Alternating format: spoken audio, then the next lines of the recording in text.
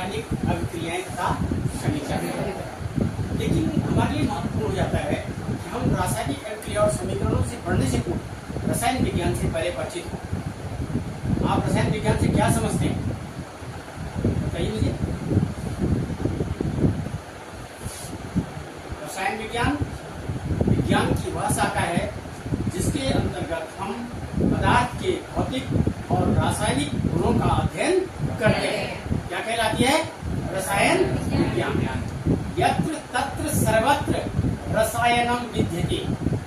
यहाँ तहाँ जहाँ वहाँ चारों ओर हमारी क्या है? रसायन विद्यमान है। हमारा संपूर्ण शरीर, हमारी बॉडी जो है किससे बनी है? प्रोटीन से। सुन रहे हैं ना? सेल होता है ना, सेल के बाद क्या होता है? टिश्यू होता है, टिश्यू के बाद क्या होता है? ऑर्गन होता है, और ऑर्गन के बाद क्या होता है? सिस्टम, और सिस्टम के बाद क्या है? बॉडी। अर्थात जो हमारा पूरा बॉडी है इसमें प्रोटीन है, और क्या है इसमें? कैल्शियम हड्डियां बनी है, दांत बने हुए, कैल्शियम फास्फोरस के बने हुए, समझ रहे हो ना? हमारे बाल और नाखून है किसके बने हुए हैं? केराटिन के बने हुए। आप सभी समझते हैं ना? हम जो सांस ले रहे हैं, सांस ले रहे हैं, हम क्या ले रहे हैं? ऑक्सीजन। और जो हम छोड़ रहे हैं, क्या छोड़ रहे हैं? Carbon dioxide. अर्थात हमारा जो पूरा हमारा जो जूता पहना हुआ है ये किसके अंदर आता है? लेदर केमिस्ट्री के अंदर। चर्म उद्योग किसके अंदर है? चर्म उद्योग। हमने जो ये अंगूठी पहनी हुई है ये क्या है? सोने की है ना? तो ये किसके अंदर आता है? ये बताइए। ये धातु कर्म के अंदर आता है। हम कोई भी जो हम धातु पृथ्वी से सीधे डायरेक्ट रूप में नहीं निकाल सकती, अयस्क के रूप में निकलती है। मेरे हाथ में जो पेन है ये क्या है? ये भी केमिस्ट्री का है, ये प्लास्टिक है, सिंथेटिक केमिस्ट्री है। कौन सी केमिस्ट्री है? सिंथेटिक केमिस्ट्री है। आपका जो कमरा बना उसकी दीवार किस चीज की? सीमेंट उद्योग। कौन सा उद्योग? सीमेंट उद्योग। उसके अंदर सरिया है। कौन सा उद्योग है? आयरन उद्योग। कौन सा उद्योग है? आयरन उद्योग। इसमें चूना और पेंट लगा हुआ है, चूना लगा हुआ है, समझ रहे हो ना? ये सब क्या है? इसके अंदर इंडस्ट्रियल केमिस्ट्री के अंदर हम इसको पढ़ते हैं। आप फैन देख रहे हैं, पंखा चल रहा है, आप समझ रहे हो ना? आपके चारों तरफ पेड़ पौधे हैं, कैसे रंग के? क्लोरोफिल, हरे हरे रंग के ना? हरा रंग किस कारण से होता है बच्चों? कोई बताएगा? मुझे बताएं किस कारण हरा रंग होता है पत्तियों का? क्लोरोफिल। क्लोरोफिल क्या है? केमिकल है, रसायन है। हमारे खून का रंग लाल क्यों होता है? हीमोग्लोबिन। क्या हीमोग्लोबिन क्या है? रसायन है। समझ रहे हो ना? अब आप समझ गए होंगे। यहाँ वहाँ जहाँ तहाँ संपूर्ण दुनिया में रसायन विज्ञान से पूरी दुनिया आच्छादित है। Now we comes to the topic. अच्छा मुझे ये बताओ, अगर हम दूध को, आपके घर में दूध है ना, दूध को हम कमरे के तापमान पर अगर ऐसे खुला छोड़ दे किसी बर्तन में, तो 1, 2, 3, 4 घंटे में क्या हो जाता है? दूध फट जाता है, अथवा जम जाता है, अथवा जम जाता है, अथवा क्या होता है? जम जाता है। जमता है कि नहीं जमता है? बोलिए भाई। आप कैसी आवाज बोले हैं? अच्छा दूसरी बात, जब हम आपका घरों में कृषि संयंत्र होते हैं, जैसे कुदाल है, आपके घर में कढ़ाई होती है लोहे की, आप उसको खुले में छोड़ देते हैं तो सुबह देखेंगे उसमें क्या हो जाता है? जंग लग जाता है। ठीक है, जंग लग जाता है। ये सब क्या है? ये सब क्या है? रासायनिक अभिक्रियाएं। हम भोजन करते हैं, नहीं करते हैं भोजन? आप भोजन करते हैं तो भोजन का सबसे पहले जो है रासायनिक अभिक्रिया मुंह में होती है। क्या होती है? मुंह में होती है। मुंह में क्यों होती है? हमारे मुंह में लार है, हम भोजन को जैसे क्रश करते हैं फाइन पार्टिकल्स में बदल जाता है, और हमारे मुंह में क्या होता है भैया? माल्टेज एंजाइम होता है। क्या एंजाइम होता है? माल्टोज सुक्रोज को और स्टार्च को और कार्बोहाइड्रेट को माल्टोज शर्करा में होता है। किसमें होता है? माल्टोज शर्करा में। जिनको हम चारों ओर देखते हैं, जिनको हम कहाँ देख रहे हैं? अपने चारों ओर हम देख रहे हैं। ठीक है बच्चों? अच्छा, इसके अलावा हम एक्टिविटी करते हैं। चलो हम एक एक्टिविटी पर डिस्कस करते हैं। क्या करते हैं? एक्टिविटी पर डिस्कस करते हैं। देखिए यहाँ पर हमने एक कोनिकल फ्लास्क किया। देखो इसका नाम क्या है? Conical flask. देखिएगा आप मेरे साथ, आगे हम देखेंगे कोनिकल फ्लास्क। तो हमने जो है इसको यहाँ पे कॉर्क से बंद कर दिया, और इसके अंदर जो है हमने एक नमी फिट कर दी इस तरह से। अब इस कोनिकल फ्लास्क में हम कुछ जस्ते के टुकड़े डालते हैं। किसके टुकड़े डालते हैं भैया? जस्ते के टुकड़े। ये जस्ते के टुकड़े। किसके टुकड़े हैं? जस्ते के टुकड़े। अब इसके रास्ते जो ये नदी हमने डाली है, यहाँ से हम इसमें सल्फ्यूरिक अम्ल डालते हैं। क्या डालते हैं? यहाँ से हम इसमें डालते हैं H2SO4। क्या डालते हैं बच्चों? H2SO4। तो जैसे ही हम इस जस्ते पे H2SO4 डालेंगे तो ये बदल जाएगा जिंक सल्फेट। किसमें बदल जाएगा? Zinc sulphate. ठीक है ना? You can write the reaction here. Please try to understand. This is zinc and this is H2SO4. This is H2SO4. So जब यहाँ पर रिएक्शन होती है तो ये बन जाता है ZnSO4 प्लस H2। ये इसको ऐसे जिंक से दिखाते हैं, गैस से बनती है। ठीक है? ZnSO4 plus H2। तो ये H2 जो है हम यहाँ पे आपको एक्टिविटी के अंदर दिखा सकते हैं। ठीक है? समझ रहे हैं आप बात? इसके अलावा हम एक एक्टिविटी आपको डेमोन्स्ट्रेट और करना चाहते हैं आपको कि मैग्नीशियम धातु होती है। ठीक है ना? होती है ना? तो मैग्नीशियम का एक पतला सा रिबन, अगर हम इसका एक छिलका काट ले, जैसे हम आलू के चिप्स करते हैं ना, ऐसे ही मैग्नीशियम धातु का एक छिलका अगर हम लें तो यहाँ पे ये टंग है, देखो दिस इज द टंग। ये क्या है? इसको कहते हैं टंग। ठीक है? अब हम उस छिलके को हम ऐसे पकड़ लेते हैं, जैसे माना यही जो है मैग्नीशियम का छिलका है, इसको किससे पकड़ लेते हैं? टंग से पकड़। और इसको हम ये बर्नर है, देखो this is the spit lamp. क्या है ये? क्या चीज है? Spit lamp. स्पिट लैम्प जब जल रहा है तो हम मैग्नीशियम के जो हमने मैग्नीशियम का पीस किया था उसको हम जलाते हुए और एक वॉच ग्लास पे, जैसे माने बीकर भी है, इसके भी कर सकते हैं, उसमें पानी लेने का उसको यहाँ डाल देते हैं। कहाँ डाल देते हैं? बीकर में पानी भरा स्पीकर में। ठीक है? अब क्या रिएक्शन होती है आप देखिए यहाँ पर। तो हमने देखा ये हमारा मैग्नीशियम, क्या था भैया? मैग्नीशियम। और इसमें हमने डाला ऑक्सीजन। ठीक है? अब क्या बन गया ये? Magnesium oxide. Magnesium oxide MgO। क्या बना? MgO। अब देखेंगे आप यहाँ पे इस एक्टिविटी में आप देखेंगे वाश ग्लास के अंदर अथवा बीकर के अंदर इसमें क्या क्या चेंज हुआ। एक तो इसके रंग में परिवर्तन हो जाएगा। कैसे? रंग जो इसका कैसे हो जाएगा? व्हाइट। ठीक है? ये रंग में क्या हो जाएगा? परिवर्तन। अरे सुन रहे हैं आप? रंग में परिवर्तन होने के कारण आप समझ जाएंगे यहाँ पर कोई अभिक्रिया हुई है। क्या हुई है? अभिक्रिया हुई है। और distance you are know about the क्या आप इसके बारे में जानते हैं? द्रव्य संरक्षण का नियम। द्रव्य संरक्षण का नियम, लॉ ऑफ कंजर्वेशन। ठीक है? तो आप ये जानते हैं law of, what do you understand by law of conservation please? Anyone? Yes sir. Sir द्रव्यमान संरक्षण नियम के अनुसार द्रव्यमान का नाइस रिजल्ट होता है। हाँ, matter cannot be destroyed. Matter cannot be destroyed. It can change one form into another. आप समझ रहे हो? जैसे आपने यहाँ पे देखा ये जिंक और H2SO4 जब मिला तो इन्होंने क्या बनाया? ZnSO4 और साथ में हाइड्रोजन गैस। तो ये सबके अवयव भी यही है और इनका द्रव्यमान भी यही है। न द्रव्यमान कहीं घटा और न बढ़ा, न इनके अणु। रासायनिक समीकरण होती क्या चीज? रासायनिक समीकरण क्या चीज है? तो सबसे पहले हम यहाँ पे लिखेंगे, हमने सब इसी को लिख दिया। इसको लिख लेते हैं मैग्नीशियम और ऑक्सीजन। ठीक है? तो ये हमने लिखा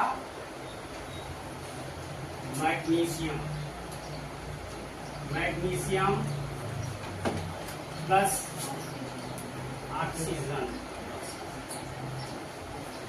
बराबर क्या हो गया?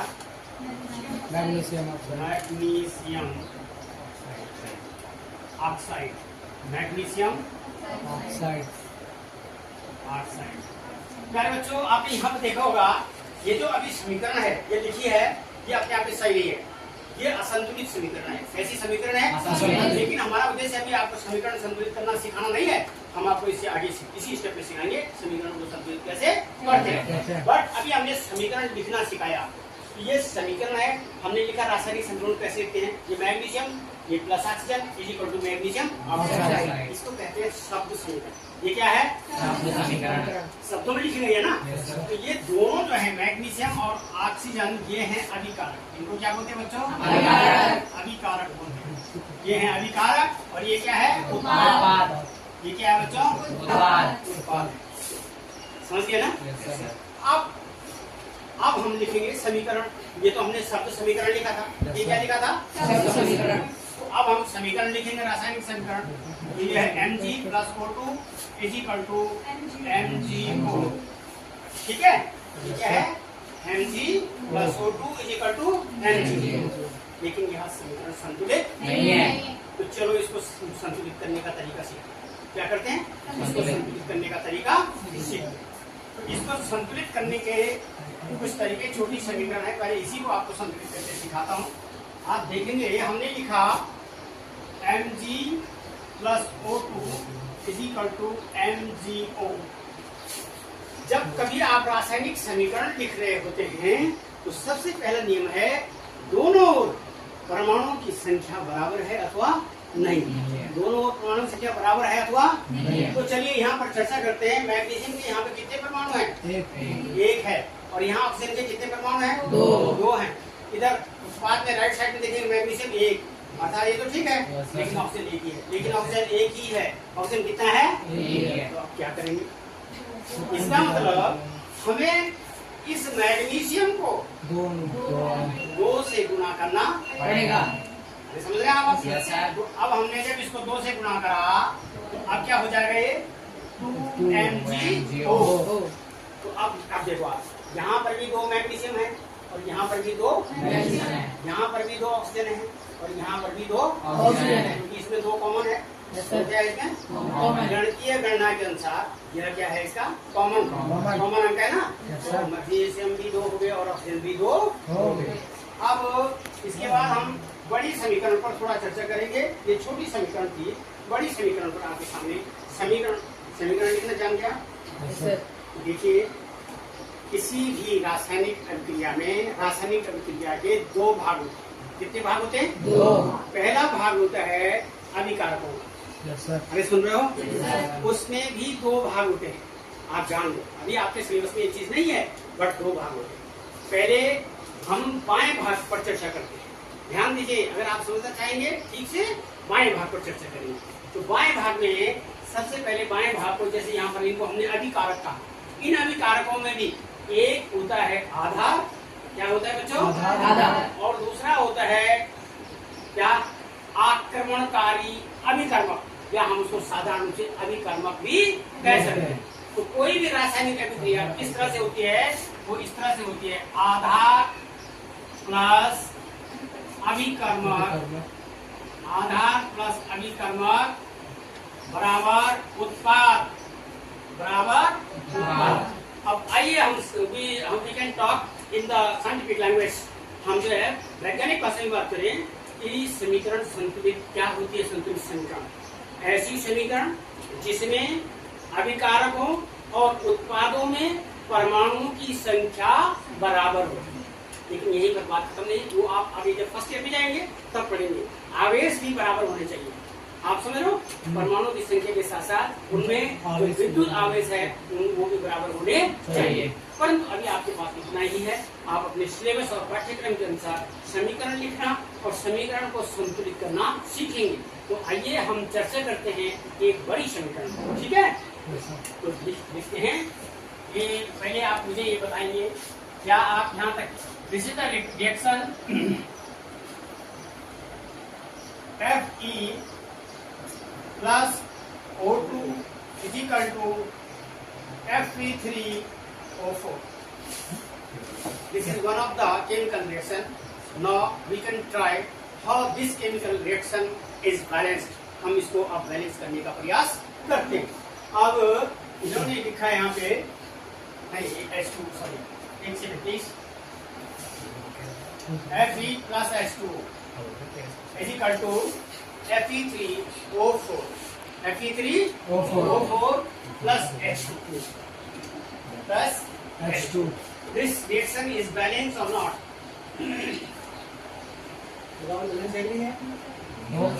नहीं, नहीं है बैलेंस, है ना? नहीं है ना? क्यों बैलेंस नहीं है? संजना आप बताएंगे प्लीज, आप खड़ी होकर बताएंगे क्यों बैलेंस नहीं है, बताइए। अभिकारक और उत्पाद के जो परमाणु वो बराबर नहीं। तो अब हम प्रयास करें। तो सबसे पहले हमें क्या करना चाहिए? जो सरल तरीका है, बैठिए, हमको इनको ब्रैकेट्स में लिखना चाहिए। जैसे हमने Fe को ब्रैकेट्स में लिखा, फिर उसके बाद हमने H2O को ब्रैकेट में लिखा और इधर हमने Fe3O4 को भी ब्रैकेट में लिखा और यहाँ हमने जो है H2 को भी ब्रैकेट में लिखा। ठीक है, हो गया क्लियर? ये दोनों क्या है? अभिकारक और ये दोनों क्या है? उत्पाद।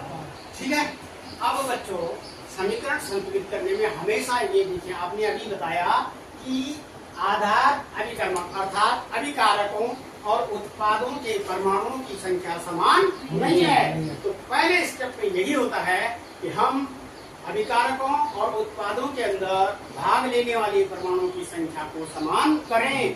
ठीक है, तो इधर हम क्या करना चाहिए? सबसे पहले हम बड़े वाले अणु को लेते हैं। इसमें बड़े वाला अणु कौन सा है? Fe3O4। क्या कौन सा बच्चों? Fe3O4। यही से हम ट्राई करेंगे। अब ट्राई करेंगे तो देखेंगे कि इसमें कितने ऑक्सीजन है? 4। कितने ऑक्सीजन है? 4। अब ऑक्सीजन 4 कब हो पाएंगे? जब हम H2O को 4 से गुणा करेंगे। तो अब आओ लिखे, इसको हम लिखें कि हमने लिखा Fe और हमने लिखा 4H2O, इसको ऐसे ही, और फिर हमने बाकी ऐसा ही लिखा Fe3O4, ये भी हमने ऐसे लिख दिया और प्लस हमने लिख दिया अभी H2 ऐसे ही लिखा। इस बाकी को हमने वैसे रहने दिया। पहले हमने क्या संतुलित किया? केवल ऑक्सीजन के परमाणु। अरे ठीक है, तो आप देख रहे होंगे ऑक्सीजन के 4 हो गए। इसको गुणा करने से H2O को 4 से गुणा करने पर हो गए कि नहीं हो गए? अरे हो गए कि नहीं? अब आओ हम देखते हैं हाइड्रोजन के। अब यहाँ देखो, अब हाइड्रोजन के कितने हो गए? यहाँ 4। अरे नहीं भाई, 4 दूनी 8। 4 दूनी 8 हो गए कि नहीं हो गए?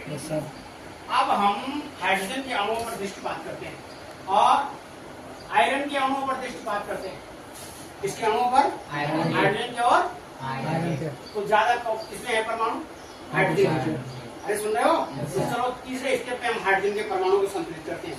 फिर हम अभी ऐसे ही लिख रहे हैं, देख लीजिए आप, एक एक लेके चल रहा हूं मैं। ये आप इसको भी यहाँ ऐसे कर दें। यहाँ देखिए, इसको भी मैं ऐसे ही चल रहा हूँ अभी। 4H2O इज इक्वल टू, यहाँ पर लिखा Fe3O4। अब हम यहाँ पे मैंने कहा हाइड्रोजन के परमाणु को हम क्या कर रहे हैं भाई? संतुलित कर रहे हैं। तो 4 दूनी कितना हो गया भैया? 8। कितना होगा? 4 दूनी 8। तो यहाँ क्या होगा? 4H2O ऐसा लिख दीजिए पूरा। अरे सुन रहे भाई? देखो 4 ऑक्सीजन भी हो गए और 8 हाइड्रोजन भी हो गए।